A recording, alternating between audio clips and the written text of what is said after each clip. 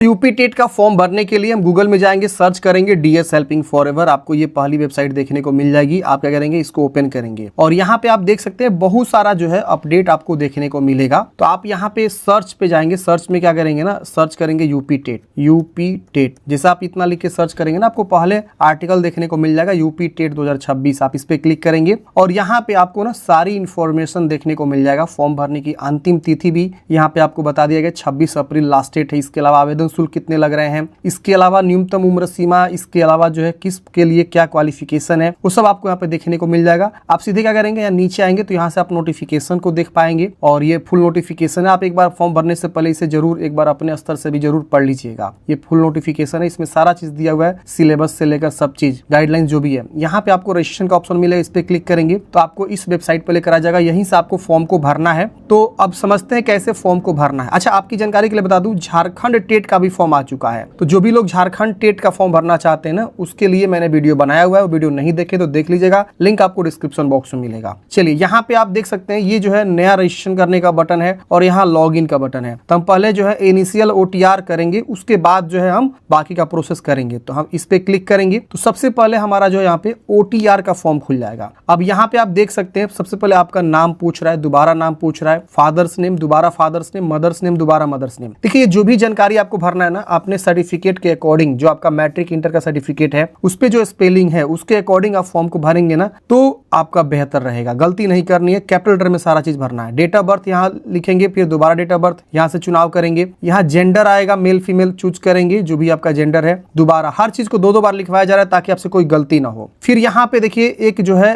Contact and identity verification करना होगा आपको, जैसे आधार कार्ड है, DL है, पैन कार्ड है। तो आपके पास पैन कार्ड है तो पैन कार्ड के थ्रू भी आप यहाँ पे वेरिफिकेशन कर सकते हैं। यहाँ पैन नंबर लिखेंगे, यहाँ मोबाइल नंबर लिखेंगे और यहाँ ईमेल ID लिखेंगे। यहाँ पे वेरीफाई पे करेंगे तो वेरीफाई हो जाएगा और सेंड OTP पे क्लिक करेंगे तो दोनों पे ही OTP जाएगा, मोबाइल पे अलग और ईमेल पे अलग, तो उसको वेरीफाई करेंगे। दूसरा है आधार कार्ड। अगर आप आधार कार्ड के थ्रू करना चाहते हैं तो आधार कार्ड पे क्लिक करेंगे, यहाँ टिक करेंगे, 12 डिजिट का आधार नंबर लिखेंगे और यहाँ पे वेरीफाई वाया आधार OTP पे क्लिक करेंगे तो जो आपके आधार से मोबाइल नंबर लिंक है उस पर OTP जाएगा और आपका वेरिफिकेशन हो जाएगा। तो किसी न किसी माध्यम से आपको एक वेरिफिकेशन करना होगा। DL के थ्रू भी आप वेरिफिकेशन कर सकते हैं, DL संख्या लिखेंगे, वेरीफाई करेंगे, आपका वेरीफाई होगा। तो ये ऑप्शंस है आपके पास, 3 ऑप्शन में से कोई एक ऑप्शन के थ्रू आपको करना होगा। तो मैं यहाँ आधार कार्ड चूज करूंगा, आधार संख्या लिख के मैं वेरीफाई करूंगा। उसके बाद यहाँ पे हम मोबाइल नंबर लिख के सेंड OTP पे क्लिक करेंगे और ईमेल ID लिख के सेंड OTP पे क्लिक करेंगे। जैसे फ्रेंड्स आप आधार OTP, इसके अलावा mobile OTP, email OTP verify कर लेते हैं तो यहाँ पे जो बटन है इनेबल होता है। इस साइड वाला बटन जो है क्या होता है, इनेबल हो जाता है और वेरिफिकेशन रिक्वायर्ड लिख रहा है, लाइव फोटो आइडेंटिटी वेरिफिकेशन। अब यहाँ पे बोल रहा है जनरेट वेरिफिकेशन QR कोड। हम क्या करेंगे ना, इस पे क्लिक करेंगे और यहाँ पे बोल रहा है, देखिए 2 ऑप्शन आपके पास है। एक ऑप्शन है कि आप अपने मोबाइल के थ्रू इसको स्कैन करिए और इसको स्कैन करेंगे ना कैमरा से तो आपको एक वेबसाइट खोलने के लिए ऑप्शन आएगा, वहां पे आपको जाना है और तुरंत वेरिफिकेशन कर लेना है। दूसरा तरीका है यूज कैमरा इंस्टेड। इसके जगह पर आप कैमरा भी डायरेक्ट अपने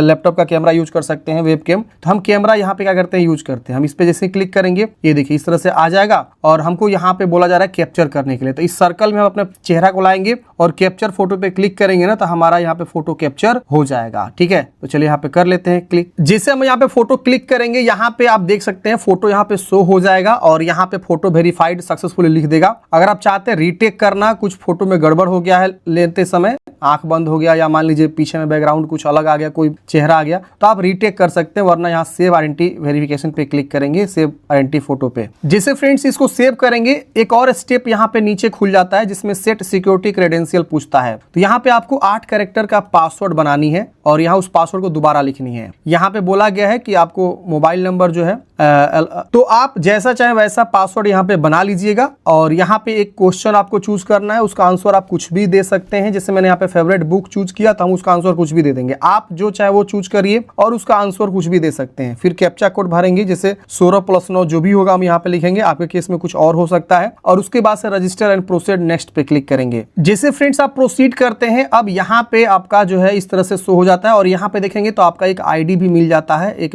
OTR ID जनरेट भी हो जाता है। यहाँ पे देख सकते हैं ऊपर में भी आपका OTR ID शो होता है। लॉग आउट का ऑप्शन है, डैशबोर्ड मतलब आपका मिल जाता है। अगर मान लीजिए यहाँ से लॉग आउट हो जाते हैं तो आप फ्यूचर में लॉग इन कर सकते हैं। तो अब यहाँ पे कुछ जानकारी आपसे मांगेगा, ये देखिए 5 स्टेप और आगे आपको करना है। तो यहाँ पे आपका जो है OTR कंप्लीट होगा। अब यहाँ पे आपसे पूछ रहा है कि आधार लिंक्ड मोबाइल नंबर आपको लिखना है। यहाँ पे आपको टेलीफोन नंबर ये छोड़ दीजिएगा, मैंडेटरी नहीं है, टेलीफोन आजकल कहाँ होता है, छोड़ देना है। यहाँ पे मैरिड है अनमैरिड है जो भी आप यहाँ पे है बता देंगे। प्लेस ऑफ बर्थ स्टेट आपको बताना है, कहाँ के आप निवासी हैं, बिहार के हैं या यूपी के हैं या दिल्ली के हैं, गुजरात, हर जगह का आपको ऑप्शन देखने को मिलेगा। आप यहाँ पे अपना डोमिसाइल स्टेट चूज करेंगे। फिर यहाँ पे विजिबल आइडेंटिफिकेशन मार्क्स, बॉडी में क्या पहचान है, जैसे तिल का निशान, कटा का निशान, जला का निशान, वो आप यहाँ चूज करेंगे। अब यहाँ देखेंगे तो कैटेगरी पूछ रहा है, हालांकि यहाँ पे प्लेस ऑफ बर्थ मैंने बिहार चूज किया फिर भी कैटेगरी पूछ रहा है। तो आपको यहाँ पे अभी भी अपना ओरिजिनल कैटेगरी ही चूज करना है। ये नहीं कि आप यूपी का फॉर्म भर रहे हैं, बिहार से हैं तो जनरल चूज कर लेंगे, नहीं, आप अपना ओरिजिनल कैटेगरी ही चूज कर लीजिए, ठीक है। और यहाँ पे क्रीमी लेयर है कि नॉन क्रीमी लेयर है, आप यहाँ पे अपना, हालांकि यहाँ पे जनरल हो जाना चाहिए ऑटोमेटिक अदर स्टेट वालों के लिए, क्योंकि अदर स्टेट वाले जब भी अदर स्टेट में फॉर्म भरते हैं तो जनरल हो जाता है। लेकिन यहाँ पे ऑप्शन आ रहा है कैटेगरी, तो आप ओरिजिनल कैटेगरी ही अपना चुनाव करेंगे। तो मैं यहाँ पे नॉन क्रीमी लेयर चूज करूंगा और यहाँ पे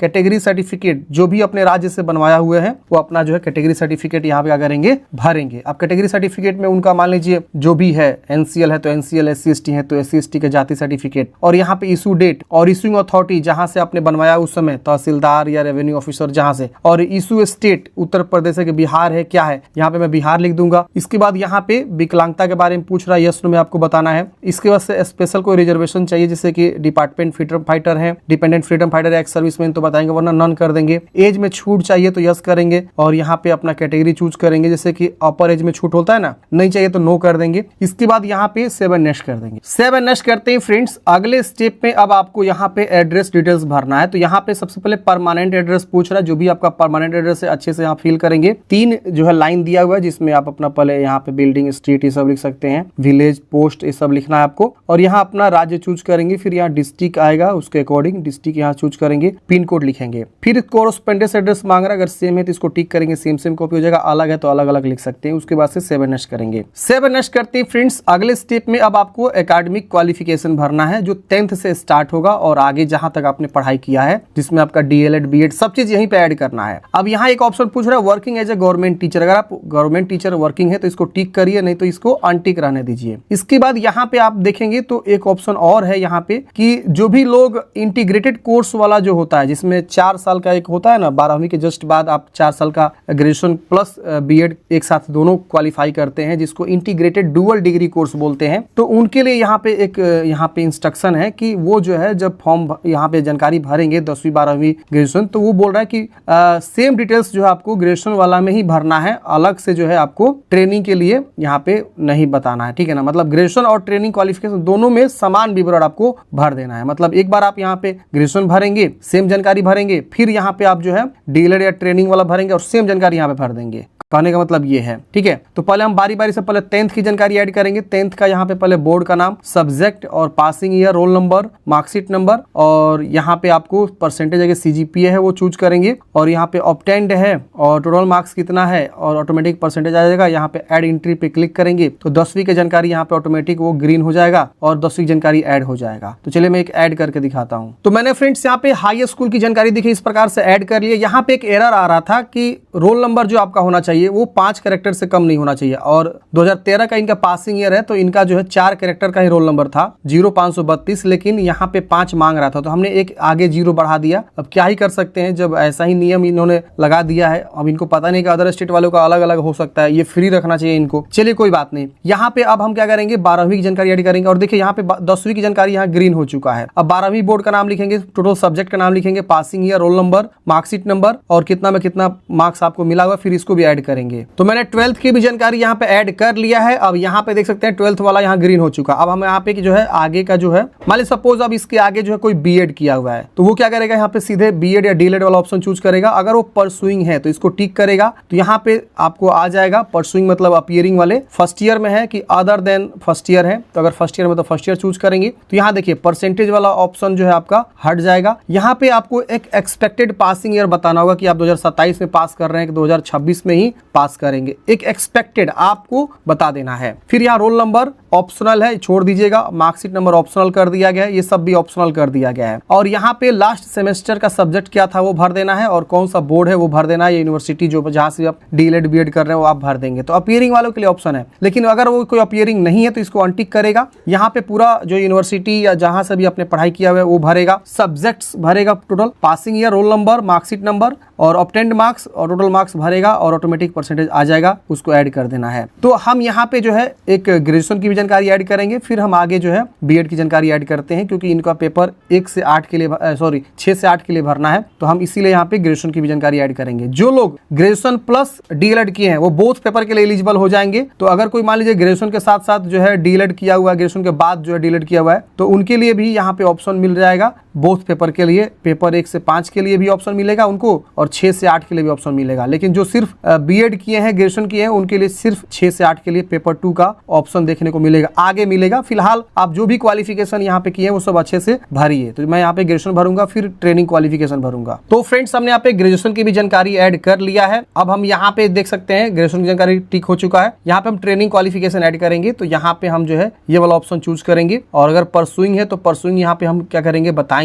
और ये सब डिसेबल हो जाएगा परसुइंग वालों के लिए। मान लीजिए हम फर्स्ट ईयर चूज करते हैं, अदर देन फर्स्ट ईयर, तो उस हिसाब से आपका ऑप्शन यहाँ पे बदल रहे हैं। तो यहाँ पे आपको क्या करना है बताना है। अगर सेकेंड ईयर में है तो आप ये वाला ऑप्शन चूज करके यहाँ पे expected passing year, roll number आपको तो मिल ही गया होगा, और यहाँ पे मार्कशीट नंबर और लास्ट सेमेस्टर का सब्जेक्ट क्या है। जैसे मान लीजिए फर्स्ट ईयर क्वालिफाई कर गए तो उसकी जानकारी मांग रहा है यहाँ पे, उसका मार्कशीट नंबर और मार्क्स, टोटल मार्क्स क्या है वो बता देंगे। अगर फर्स्ट ईयर में है तो फर्स्ट ईयर के में यहाँ पे देख सकते हैं ये सब नहीं मांगेगा, सिर्फ लास्ट सेमेस्टर का जो है सब्जेक्ट्स मांग रहा है। तो जो जैसा है उसमें अनुसार भरेगा। मैं इसको अनटिक करता हूँ, क्योंकि यहाँ पे जो कैंडिडेट्स का मैं फॉर्म भर रहा हूँ वो पास हो चुके हैं। तो हम यहाँ पे पासिंग की जानकारी पूरा भर देंगे और इसको भी ऐड कर लेंगे। तो फ्रेंड्स, हमने यहाँ पे जो है सभी जानकारी को ऐड कर लिया है, जो कि आप देख सकते हैं चारों टिक हो चुका है। और मान लीजिए आपने यहाँ पे कुछ गलत जानकारी ऐड कर दिया है ना, तो यहाँ से डिलीट बटन भी बना हुआ है, आप डिलीट करके दोबारा भी ऐड कर सकते हैं। उसके बाद यहाँ पे हम क्या करेंगे ना, प्रोसीड नेक्स्ट करेंगे। अब यहाँ पे पूछ रहा है जुड़वा भाई बहन है तो यस करेंगे, और उनका नाम वगैरह बताने के लिए पूछ रहा है, आधार नंबर, उनका आईडी प्रूफ वगैरह। अगर जुड़वा भाई बहन नहीं है तो आप इसको नो कर देंगे, फिर इसको सेव एंड नेक्स्ट कर देंगे। अब यहाँ पे आपको पासपोर्ट साइज फोटोग्राफ अपलोड करनी है,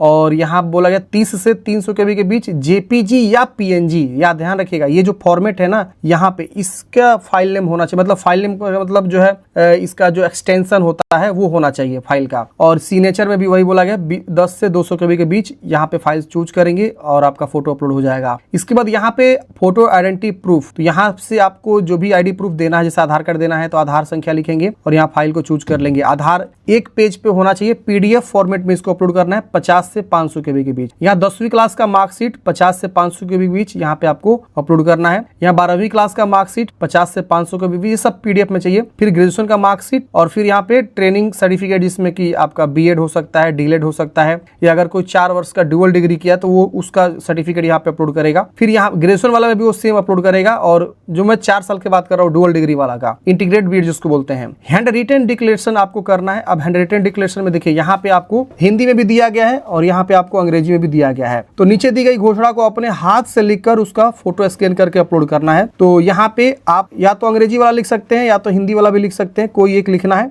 आप चाहे तो दोनों भी लिख सकते हैं, दोनों का मतलब सेम ही हुआ। कोई सा भी एक डिक्लेरेशन आप लिख सकते हैं और उसको स्कैन करके यहाँ पे आपको अपलोड करना है। ये भी बोला गया है जेपीजी या पीएनजी में अपलोड करना है 50 से 500 KB के बीच। यहाँ पे ओबीसी कैटेगरी का जो भी अपने सर्टिफिकेट अपलोड करना है वो आपको अपलोड करना है यहाँ पे पीडीएफ में यहाँ पे चाहिए। और यहाँ डिसेबल सर्टिफिकेट, जो विकलांग अगर है तो विकलांग सर्टिफिकेट। बाकी जो मैंडेटरी है, अगर यहाँ पे SC/ST है तो SC/ST मांगेगा, जो भी आप उसके अकॉर्डिंग सर्टिफिकेट को अपलोड करेंगे और उसके बाद से प्रोसेड एंड प्रीव्यू वाले ऑप्शन पे क्लिक करेंगे। अच्छा, बहुत सारे लोग क्या करेंगे ना, यहाँ पे जेपीजी में कन्वर्ट नहीं कर पाएंगे, तो उस केस में क्या करना होगा, आपको गूगल में लिखना है जेपीजी कन्वर्टर। क्या लिखेंगे? जेपीजी कन्वर्टर, जेपीजी लिखना आप, जेपीजी, ठीक है। तो यहाँ देखिए कन्वर्ट कंप्रेस जेपीजी टू, देख रहे ना केबी, बहुत सारा आपको टूल मिल जाएगा। अगर आपको पीडीएफ में कन्वर्ट करना है तो मान लीजिए जेपीईजी टू पीडीएफ, गूगल में जाकर सर्च करेंगे ना, बहुत सारा वेबसाइट मिलेगा। कोई से वेबसाइट चूज करेंगे, यहाँ पे फाइल चूज करके कन्वर्ट करेंगे, कन्वर्ट हो जाएगा। अगर आपका केबी बड़ा हो गया है तो आप यहाँ पे पीडीएफ कंप्रेसर लिख देंगे। कंप्रेसर, बहुत सारा वेबसाइट मिल जाएगा आपको कंप्रेसर करने के लिए, मतलब उसको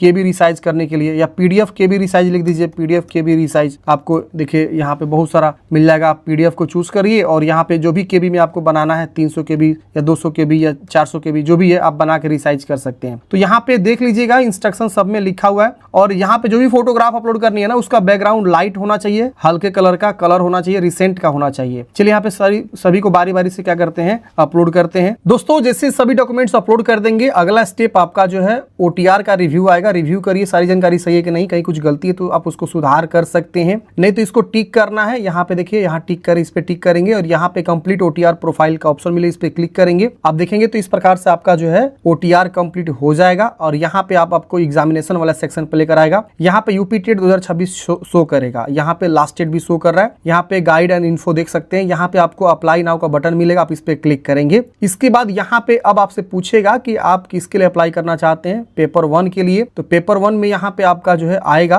प्राइमरी ओनली शो हो जाएगा ऑटोमेटिक। यहाँ पे आपको गवर्नमेंट टीचर काम कर रहे हैं तो यस करेंगे वरना नो करेंगे। और यहाँ पे अब आपको क्वालिफिकेशन में से चूज करना है कि आपने क्या क्वालिफिकेशन किया हुआ है। तो जो भी आपका क्वालिफिकेशन है इसमें से एक कोई होगा तो आप वो एक ऑप्शन चूज करेंगे, कोई सा भी हो सकता है। पहले एक बार अच्छे से पढ़िए कि हम किसके लिए, जैसे यहाँ पे देखिए जैसे 2 वर्ष से BTC और उतू बिजनेस में आपने किया हुआ है तो आप इसके लिए अप्लाई कर सकते हैं। ये भी क्वालिफिकेशन आपके लिए, ये भी क्वालिफिकेशन है, तो इसमें से कोई एक आपका ऑप्शन होगा। यहाँ पे परसुइंग है तो परसुइंग चूज करेंगे और यहाँ पे एक्सपेक्टेड कंप्लीटेशन का डेट बताएंगे कब आप पास कर रहे हैं परसुइंग B.Ed या DLED जो भी आपका। और यहाँ पे फर्स्ट ईयर है कि अदर देन फर्स्ट ईयर वो आपको यहाँ पे बताना होगा। तो जो आपने क्वालिफिकेशन ऐड करते समय जानकारी देता है उसी के अकॉर्डिंग आप यहाँ पे जानकारी को चूज करेंगे। और फर्स्ट लैंग्वेज ऑटोमेटिक हिंदी रहेगा, सेकंड लैंग्वेज एक आपको चूज करना है, इंग्लिश, उर्दू या संस्कृत में से कोई एक, और उसको 7 नेक्स्ट करना है। तो ये पेपर 1 के लिए इस प्रकार से आएगा। अगर आप पेपर 2 के लिए अप्लाई करेंगे तो यहाँ पे देखिए एप्लीकेशन फी भी शो हो रहा है, आप देख सकते हैं। यहाँ पे सब्जेक्ट ग्रुप क्या रहेगा, साइंस एंड मैथमेटिक्स है और सोशल साइंस यानी आर्ट है। तो अपने अकॉर्डिंग यहाँ से चुनाव करेंगे और उसके लिए आप यहाँ से देखिए क्या है क्वालिफिकेशन। तो सपोज कोई DLED किया हुआ है और ग्रेजुएशन भी किया हुआ है तो वो पहला ऑप्शन चूज करेगा। अगर कोई मान लीजिए B.Ed किया हुआ है तो B.Ed और 50% अंकों के साथ स्नातक क्वालिफाई है तो पहला दूसरा ऑप्शन चूज करेगा। तीसरा ऑप्शन जो है कुछ NCET नियमों के अनुसार अगर वो B.Ed किया हुआ है तो वो तीसरा ऑप्शन है 45% मार्क्स वाला। इसके अलावा यहाँ पे जो है और भी कई सारे RCI वाला जो यानी जो विशेष होता है स्पेशल B.Ed जो होता है तो वो उसके लिए ऑप्शन है। और भी यहाँ पे देख सकते हैं जो कंबाइंड वाला होता है इंटीग्रेटेड B.Ed जिसको बोलते हैं तो वो भी ऑप्शंस है। तो सारे ऑप्शंस में से आपका कौन सा ऑप्शंस होगा वो आप अपने अकॉर्डिंग यहाँ से चुनाव करेंगे। उसके बाद यहाँ पे बोर्ड यूनिवर्सिटी का नाम लिखेंगे, पास है तो पास चूज करेंगे और मार्कशीट कंप्लीटेशन यहाँ पे बताएंगे, और अपीयरिंग है तो अपीयरिंग में परसुइंग चूज करेंगे, और पासिंग ईयर यहाँ पे आपको बताना है फर्स्ट ईयर है कि अदर देन फर्स्ट ईयर है, उसके हिसाब से ऑब्टेन मार्क्स, टोटल मार्क्स। और यहाँ पे आपको फर्स्ट लैंग्वेज शो करेगा, सेकंड लैंग्वेज में क्या रखेंगे वो आपको बताना है और उसके वजह से 7 नेक्स्ट करना है। तो अपने अकॉर्डिंग यहाँ पे आपको जो है अच्छे से जो जानकारी को जो है चूज कर लेना है जिसके लिए अप्लाई करना चाहते हैं। बोथ के लिए अगर अप्लाई करेंगे तो बोथ का भी ऑप्शन मिलेगा। तो बोथ वाला में यहाँ पे देखिए इस प्रकार से आएगा और यहाँ पे आपको जो है अगर गवर्नमेंट टीचर है तो बताएंगे। और पेपर 1 के लिए क्वालिफिकेशन क्या चाहिए यहाँ पे आपको दिया हुआ है, पेपर 2 के लिए क्वालिफिकेशन क्या है यहाँ पे आपको दिया हुआ है। तो अपने अकॉर्डिंग यहाँ से जो ऑप्शन को चूज करेंगे और उसके बाद से लैंग्वेज चूज करके 7 नेक्स्ट करेंगे। 7 नेक्स्ट करते हैं फ्रेंड्स। अब आपको दोबारा से यहाँ पे जो है B.Ed की या DLED जो भी आपने यहाँ पे किया हुआ क्वालिफिकेशन एसेंशियल वाला वो आपको यहाँ पे अपलोड करना है और PDF में आप अपलोड कर सकते हैं 50 से 500 KB के बीच। मैंने यहाँ पे चूज कर लिया, अपलोड पे क्लिक करेंगे, अपलोड हो जाएगा। देखिए हो गया सक्सेसफुली अपलोड, फाइल चूज करके। उसके बाद यहाँ से आप व्यू करके भी देख सकते हैं। यहाँ पे आपको प्रोसीड टू प्रीव्यू पे क्लिक करेंगे। अब यहाँ पे फिर से आपका प्रीव्यू खुल के आएगा। आप एक बार और यहाँ पे सारी जानकारी को वेरीफाई करिए। अगर कहीं कुछ गलती है तो ऊपर में बैक बटन था उस पर जाके आप सुधारेंगे, नहीं तो इसको एग्री करेंगे और यहाँ पे complete and process to payment पे क्लिक करेंगे। अब इस प्रकार से आएगा। आपके पास 2 ऑप्शन है, ICICI और SBI। दोनों में से कोई सा भी ऑप्शन को आप चुनाव करेंगे, या तो ICICI या तो SBI। तो मैं क्या करूंगा, कोई सा भी ऑप्शन को चुनाव कर लूंगा। मैं SBI चूज कर लेता हूं और यहाँ पे मैं क्या करूंगा, पे नाउ पे क्लिक करूंगा। अब यहाँ पे इस प्रकार से इनका जो आवेदन शुल्क है शो करेगा। यहाँ पे देख सकते हैं UPI का भी ऑप्शन है, कार्ड एंड नेट बैंकिंग है।